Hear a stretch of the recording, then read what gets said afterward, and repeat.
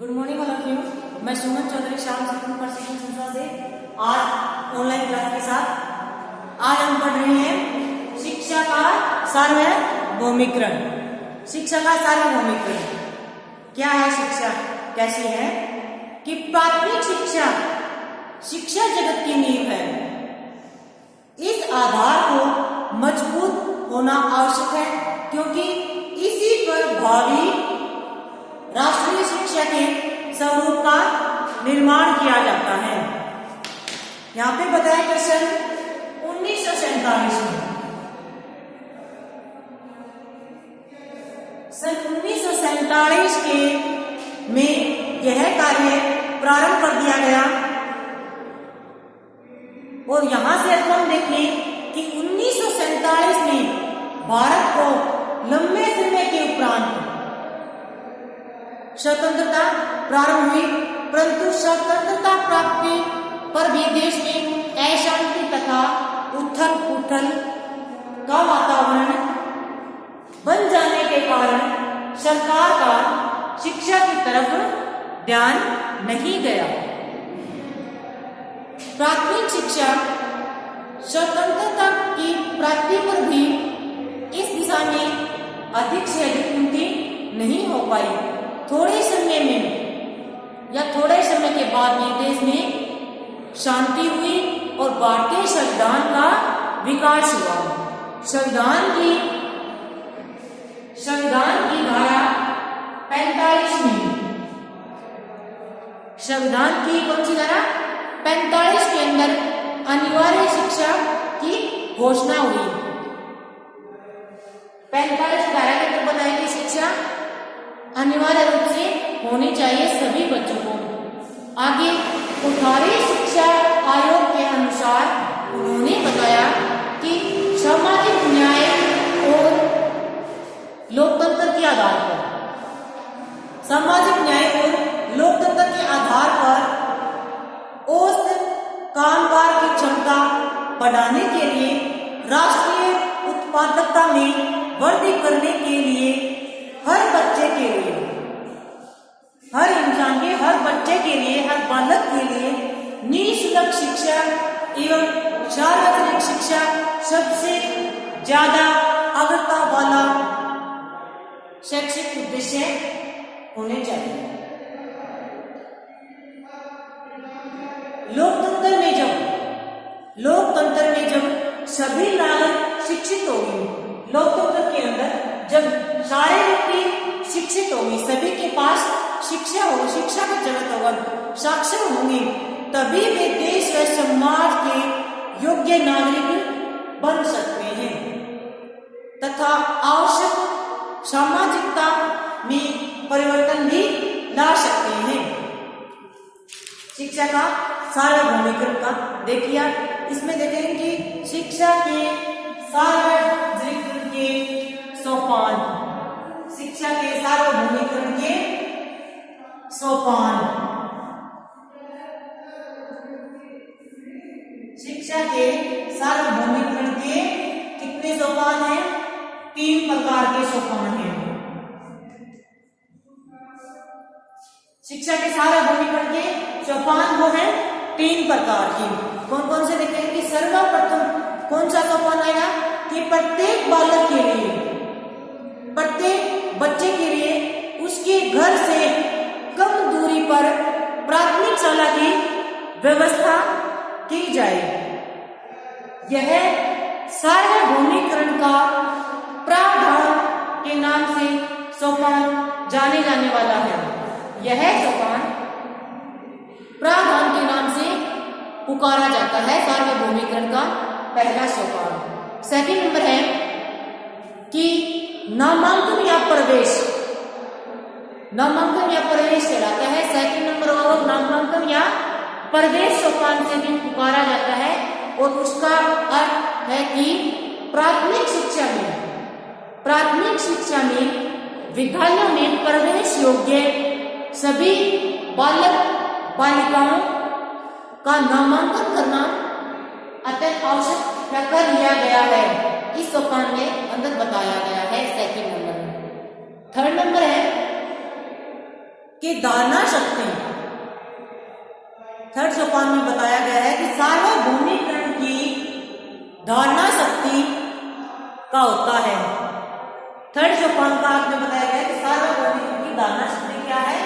Third सोपान के अंदर होनी चाहिए कैसे कि नामांकित सभी छात्र छात्राएं यानी बालक बालिकाओं का नामांकन के बाद प्राथमिक स्तर की शिक्षा अवधि में विद्यालय में छोड़े, ये उनकी धारणाएं होनी चाहिए। 3 सोपान हो गए शिक्षा के सार्वभौमिकरण के। अब देखेंगे कि प्राथमिक शिक्षा के सार्वभौमिकरण के उद्देश्य कौन कौन से हैं। शिक्षा के सार्वभौमिकरण के उद्देश्य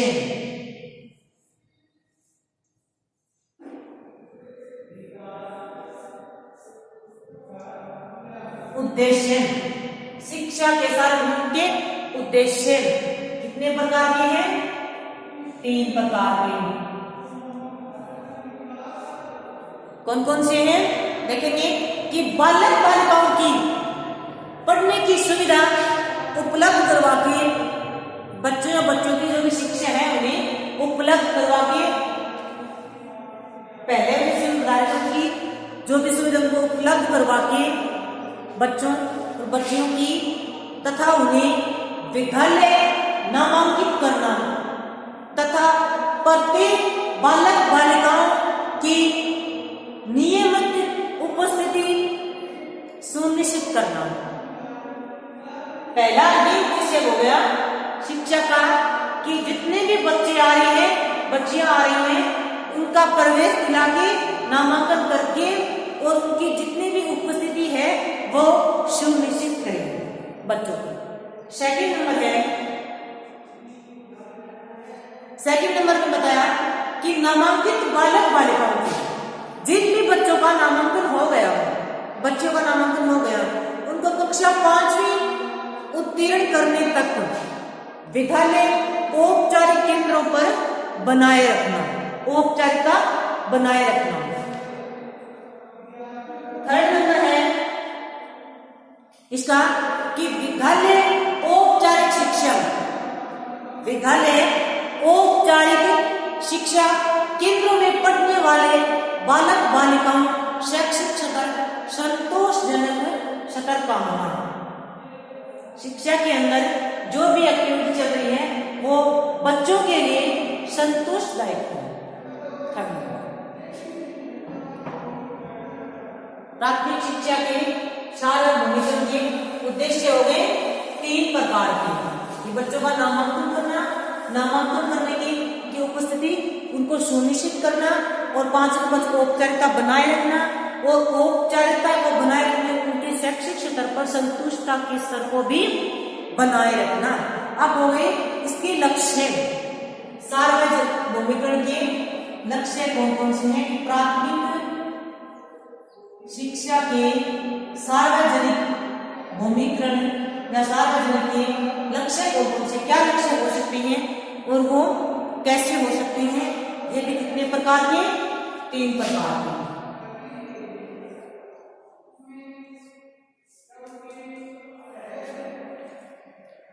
पहला है कि मानचित्र एवं सूक्ष्म नियोजन द्वारा, मानचित्र चित्रों के द्वारा या सूक्ष्म नियोजन द्वारा, छोटे छोटे आयोजनों के द्वारा जन सहभागिता एवं सहयोग प्राप्त करें।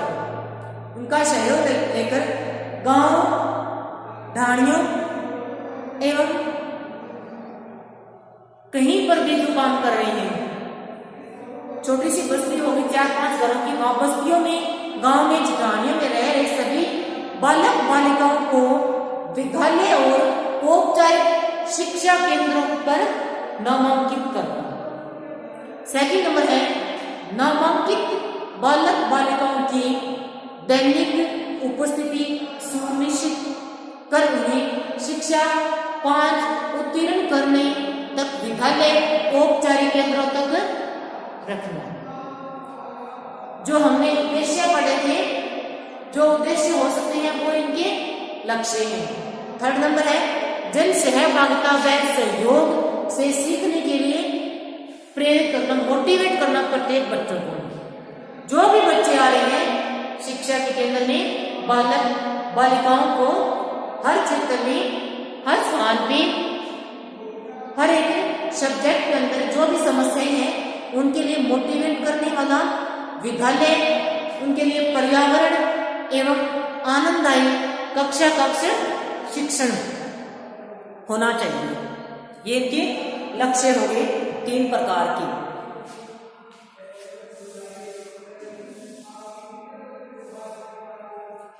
अब देखते हैं कि प्राथमिक शिक्षा के सार्वजनिक या सार्वभौमिकता की कठिनाइयां, क्या क्या समस्याएं हैं इसके अंदर और इनका समाधान, इनकी क्या क्या समस्या है।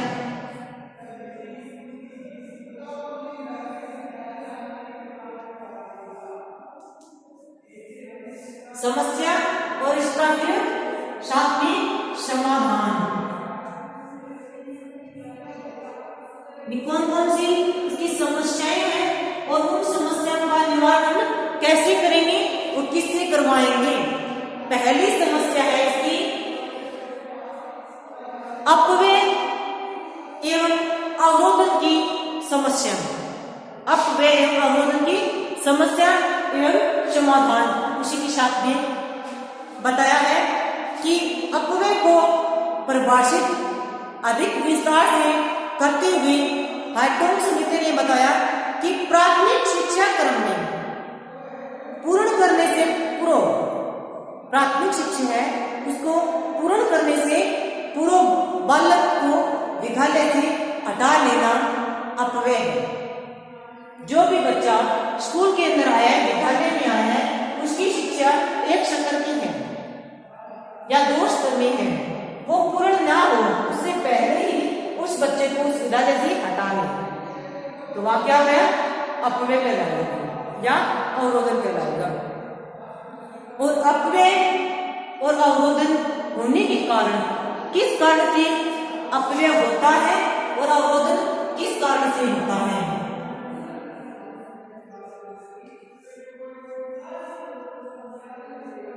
ये अवरोधन है किस कारण से होता है, इसके कारण देखेंगे कि किस वजह से अवरोधन होते हैं। एक तो स्कूल की वजह से होते हैं या खुद की मर्जी से या बच्चों की मर्जी से, किस कारण से होते हैं। और अवरोधन के कारण हो सकते हैं आर्थिक कारण। अगर बच्चों की आर्थिक दृष्टि से देखें, अगर आर्थिक स्थिति कमजोर हो बच्चों की तो अवरोधन की समस्या अवश्य रूप से आएगी कि बच्चों को पूरे सेशन में या तो फीस की कमी या कुछ और अदरवाइज कोई भी कमी हो सकती है, बच्चों को ना मिले तो बच्चे बीच में ही विद्यालय छोड़ देंगे तो क्या हो जाएगी, अपव्यय अवरोधन हो जाए, बीच में छोड़ने आर्थिक दृष्टि से। पहला हो गया। सेकंड नंबर है शैक्षिक। प्राथमिक शिक्षा का पाठ्यक्रम रुचिकर तो होना ही होना चाहिए ताकि बच्चे की रुचि बने रहे, वो विद्यालय छोड़ने के लिए ऐसा मत हो कि मेरे को विद्यालय छोड़ना पड़े। प्राथमिक शिक्षा का पाठ्यक्रम अरुचिकर होगा। अगर अरुचिकर होगा तो विद्यालय में बच्चे नहीं आएंगे, रुचि नहीं होगी बच्चों की, और विद्यालय में शिक्षकों की कमी। अगर विद्यालय के अंदर शिक्षकों की कमी होगी, उनको उनका सिलेबस या पाठ्यक्रम समय पर ना करवाया जाएगा तो बच्चे विद्यालय को बीच में छोड़ देंगे, क्या हो गया, अपव्यय होगा। सेकंड। थर्ड नंबर क्या कारण हो सकता है इसका, सामाजिकता। विशेष ग्रामीण क्षेत्रों में, गांव के अंदर देखा गया है कि बालिकाओं की शिक्षा के प्रति लोगों की परंपरा संकीर्ण दृष्टिकोण होने के कारण तथा बालिकाओं की छोटी आयु में विवाह कर देने के कारण तथा उन्हें घर के कार्य में लगा देने के कारण उनका विद्यालय बीच में छुड़वा सकते हैं या 1-2 साल स्कूल में भेजकर उनको घर पे रख सकते हैं। यहाँ पे क्या हुआ, अपव्यय। फोर्थ नंबर है अनियमित उपस्थिति। नियम रूप से अगर आपकी उपस्थिति बच्चों की नहीं हो रही है तो बीच में विद्यालय छोड़ने की स्थिति जो जरूरी आएगी। कक्षा के अंदर अगर कॉलेज में स्कूल के अंदर अगर बच्चों की नियम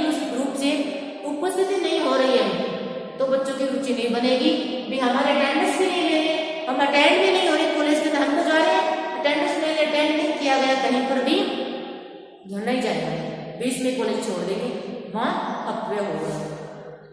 5 नंबर है दूषित शिक्षण पद्धति। 6 नंबर है दूषित परीक्षा प्रणाली। 7 कारण हो गए इसके। अपव्यय किस कारण होता है, अवरोध किस कारण होता है।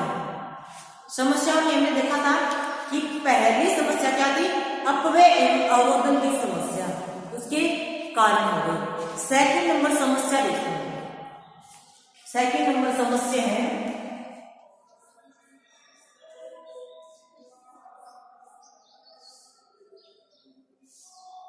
प्राथमिक शिक्षा की सार्वभौमिकरण की में कौन कौन सी समस्याएं आती हैं, उनका समाधान कैसे करती है।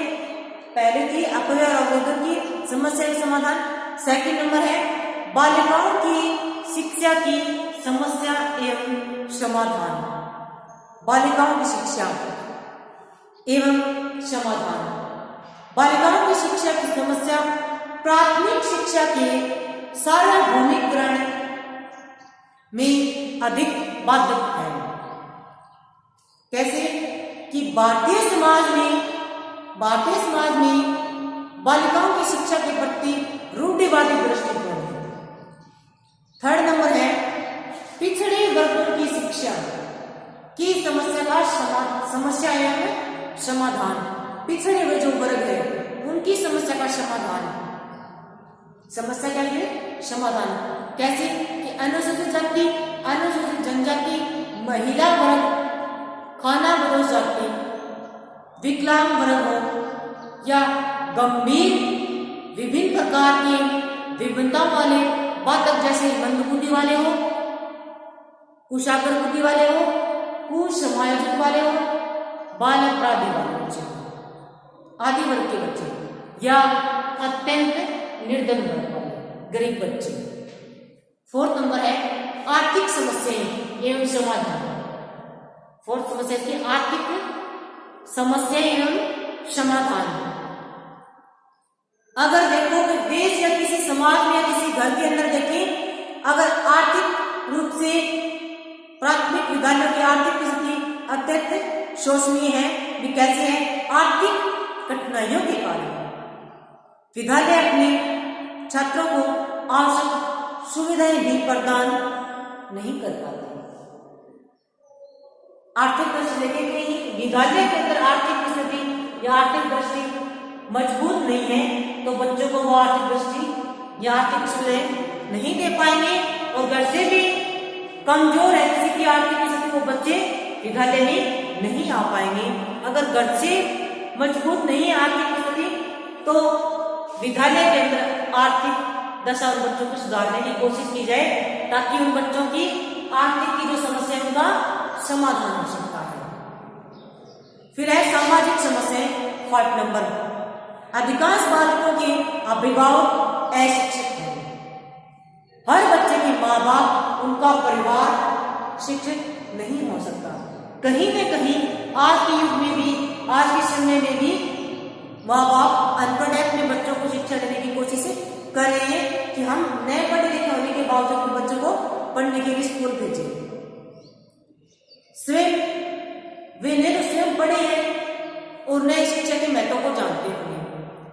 कई बार ऐसा होता है कि समाज के अंदर खुद नए पढ़े हो तो ये इच्छा ही नहीं रखते कि हम पढ़े और अपने बच्चों को पढ़ाएं। अगर बच्चों को नहीं पढ़ाएंगे तो अशिक्षा की समस्या बनेगी नहीं बनेगी, उसका समाधान कैसे करेंगे कि खुद तो ना पढ़ो, चाहे नहीं पढ़ेंगे क्यों, पर अपने बच्चों को शिक्षा जरूर करवाएं। सामाजिक समस्याएं। 6 नंबर है शैक्षिक समस्याएं। शिक्षा से संबंधित समस्या, शैक्षिक समस्याएं। वर्तमान में प्राथमिक पाठशाला में प्रचलित पाठ्यक्रम अत्यंत दूषित है। पाठ्यक्रम स्थानीय आवश्यकताओं को ध्यान में नहीं रखा जाता। उसमें पुस्तकालय ज्ञान पर ही अधिक बल दिया जाता है। देश में योग्य, अनुभवी, प्रशिक्षित अध्यापकों का वैसे ही अभाव है। प्राइवेट जगह पे हमने देखा है कि कितनी योग्यता लेके एक अध्यापक खड़ा है, कमी हो तो विद्यालय के अंदर शिक्षण की जो समस्या है वो तो जरूर आएगी। आगे देखेंगे कि शिक्षा के अवसरों में समानता की समस्या होगी 6 प्रकार की। समानता, शिक्षा में अवसरों की समानता। शिक्षा के क्षेत्र में जितने भी अवसर हैं जहां पर भी हैं उनमें कितनी समानता होनी चाहिए या पहले से विद्यमान है शिक्षा में अवसरों की समानता। इसमें देखेंगे कि सन 1947 में समानता बताई गई है कि सन 1947 में स्वतंत्रता प्राप्ति के बाद लोकतांत्रिक समाजवादी व्यवस्था को भारत में क्रियान्वित करने की योजना बनाई गई तथा सभी नागरिकों को सामाजिक न्याय प्रदान करने का संकल्प लिया गया। परिणाम स्वरूप समाज के उत्थान की बात स्वतः ही पैदा हो जाती है। सामाजिक परिवर्तन लाने के लिए शिक्षा के अवसर समान होंगे तो शिक्षा का प्रचार प्रसार भी पर्याप्त मात्रा में होगा। अगर शिक्षा जगत के अंदर शिक्षा में समानता नहीं होगी, समान अवसर नहीं मिलेंगे किसी को, तो वहां पे आचार विचारों की भी हीनता होगी। जन साधारण में अशिक्षा तथा निरक्षरता भी कम आएगी।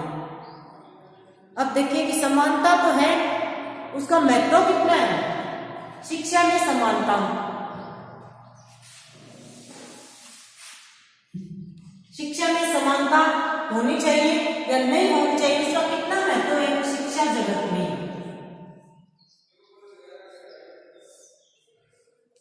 शिक्षा जगत में कितना महत्व है समानता का, होनी चाहिए या नहीं होनी चाहिए। देखेंगे जनतंत्र की दृष्टि से, लोगों की दृष्टि से समानता प्रत्येक नागरिक का अधिकार है। किसी भी जाति का हो, किसी भी धर्म का हो, किसी भी कुल से हो, किसी भी क्षेत्र से हो, किसी भी स्टेट से हो, चाहिए हर एक नागरिक का अधिकार है शिक्षा के क्षेत्र में समानता होनी चाहिए। हमारे राष्ट्र में संविधान के अंतर्गत मूल अधिकारों का स्पष्ट निर्धारण किया है। जनतंत्र की दृष्टि से तथा सामाजिक न्याय व प्रतिष्ठा की दृष्टि से मूल अधिकार का उपभोग भी नागरिक आवश्यकता अनुसार समान रूप से कर सके, ऐसी उनकी व्यवस्था करवाई जानी चाहिए। शिक्षा की वह पीढ़ी है या शिक्षा वह सीढ़ी है चढ़ने के लिए, शिक्षा एक व्यक्ति की ऊंचाइयों को छूने के लिए वह सीढ़ी बनी हुई है जिसके द्वारा मनुष्य अपनी आर्थिक और सामाजिक स्तर को, उच्च स्तर को छू सकता है या अपने खुद के लेवल को हाई लेवल बना सकता है। मानवाधिकार को भी प्राप्त करने का एक महत्वपूर्ण साधन शिक्षा ही है। राष्ट्रीय विकास में विषमता या भेदभाव एक महत्वपूर्ण अवरोधन होगा राष्ट्रीय विकास के अंदर। इसलिए विकसित देशों में आर्थिक, सामाजिक, सांस्कृतिक उन्नति के लिए शैक्षिक अवसरों की समानता होना अत्यंत आवश्यक है, क्योंकि शिक्षा के बिना आर्थिक, सामाजिक, सांस्कृतिक अधिकार जो कि व्यक्तित्व के विकास के लिए आवश्यक है, उनकी प्राप्ति नहीं कर सकता। एक व्यक्ति को शिक्षा के जगत में समानता प्रत्येक क्षेत्र में अगर मिलेगी, आर्थिक दृष्टि से, सामाजिक दृष्टि से और अवसरों में, सांस्कृतिक अवसरों में हर क्षेत्र में मिलेगी, तो वो अपने उद्देश्य को, व्यक्तित्व को अच्छे से प्राप्त कर सकता है। और अगर नहीं है तो उसकी प्राप्ति नहीं हो सकती। इसलिए शिक्षा जगत में समानता होना अत्यंत आवश्यक है, इसका महत्व अत्यंत जरूरी है। महत्व देख लिया। और शिक्षा के अवसरों में समानता है, उसको क्रियान्वयन में करने में सहायक उपाय कौन से, किस उपायों के हिसाब से हम शिक्षा की जो समानता है वो लेके आएंगे।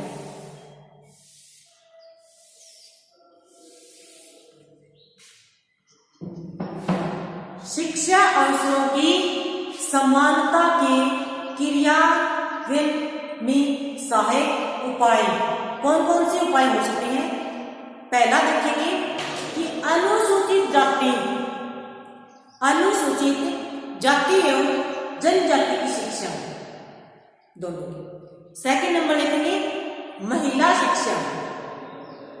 अगर महिलाओं की शिक्षा को बढ़ावा देंगे तो शिक्षा अवसरों की समानता के अंदर जरूर समानता आएगी, बिना भेदभाव के।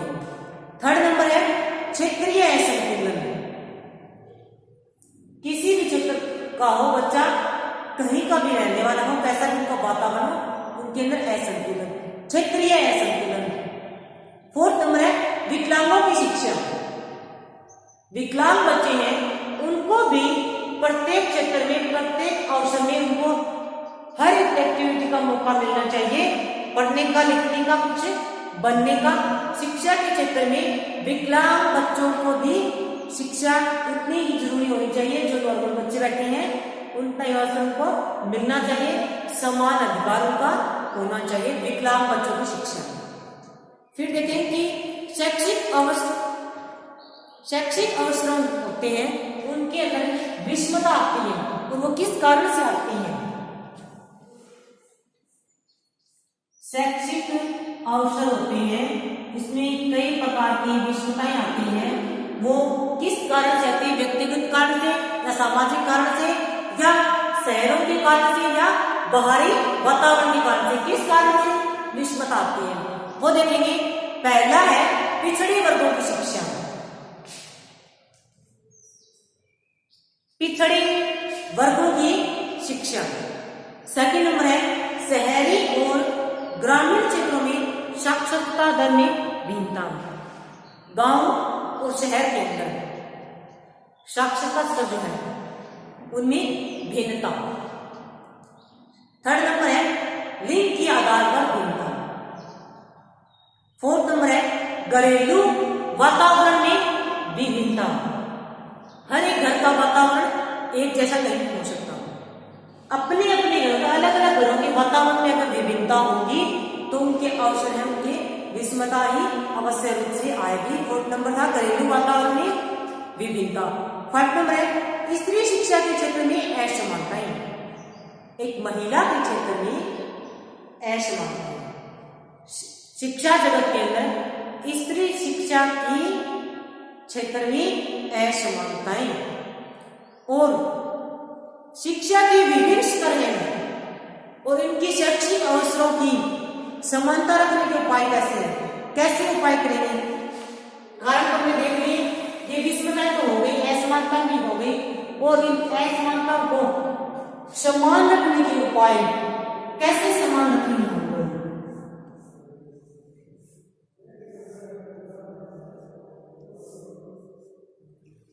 शैक्षिक स्तर पे शैक्षिक अवसरों में असमानता है, और असमानता रखने के लिए उपाय कौन कौन से हैं, कितने प्रकार के हो सकते हैं। उपाय है 3 प्रकार के। पहला है प्राथमिक शिक्षा।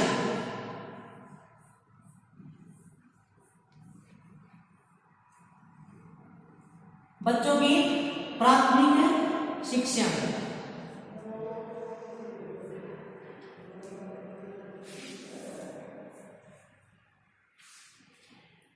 प्राथमिक शिक्षा कि बच्चों की प्राथमिक शिक्षा कैसे होनी चाहिए। शुरू से बच्चे पढ़ रहे हैं, उनकी शिक्षा निःशुल्क होनी चाहिए और अनिवार्य रूप से होनी चाहिए।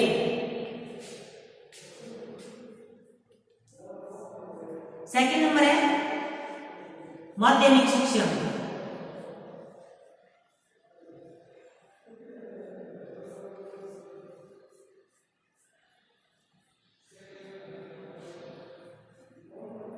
थर्ड नंबर है उच्च शिक्षा।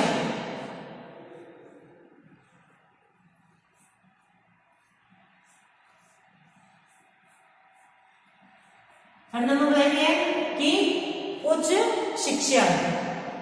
उपाय बताया गया समानता का उपाय करने के क्या तरीके हो सकते हैं कि प्राथमिक शिक्षा में बच्चा जा रहा है उनको पहले से भी प्रत्येक शिक्षा में जो बच्चा जा रहा है प्रत्येक बच्चे के लिए अनिवार्य शिक्षा होनी चाहिए और निःशुल्क शिक्षा होनी चाहिए और उनकी उपस्थिति भी निश्चित रूप से होनी चाहिए।